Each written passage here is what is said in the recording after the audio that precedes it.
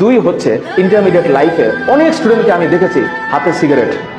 তোমরা এই হাতে সিগারেট যেন না ওঠে এই জায়গাটা তোমাদেরকে আমি রিকোয়েস্ট করতেছি। কারণ একটা সিগারেটের যে দাম বা একটা এই নেশাটা বা এই যে কোনো কিছু চাওয়ার বা এইটা একটা ভিতরে একটা অনুভূতি তৈরি করে যে আমার একটা কি যেন আমার ফিল হচ্ছে, এই জায়গাটায় তোমরা একটু প্লিজ মানে সচেতন হও। আমার অফলাইন ব্যাচে আজকে আমি 10টা থেকে একটা ক্লাস নিয়েছি, আজকে আমি কমার্স কলেজের ব্যাচে।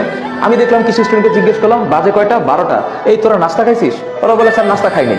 তো এই যে নাস্তা না খেয়ে এসে যে ক্লাসটা করতেছে, এখন আমার কাছে মনে হয়েছে কেন নাস্তা করিস নাই? সামহাও তার পকেটে টাকা ছিল না, কোনো না কোনো কারণ, কিন্তু পকেটে টাকা থাকা সত্ত্বেও সে হয়তো নাস্তাটা করে নাই। আমি তোমাদেরকে অনুরোধ করছি তোমাদের খাওয়ার রুটিন এবং তোমাদের ঘুমানোর রুটিন যেন ঠিক থাকে। দয়া করে তোমরা খাওয়ার এবং ঘুমটা ঠিক রাখবা এবং কোনো ধরনের নতুন করে কলেজ লাইফে অ্যাফেয়ার যেন না হয়ে যায়, হুট করে কাউকে ভালো লাগা এবং তার পিছনে সময় দেওয়া এবং এ করে পড়ালেখায় যেন আঘাত না আসে এবং তোমাদের হাতে যেন আমি কোনো সিগারেট না দেখি। এই করজোড়ে দুইটা মিনতি করছি।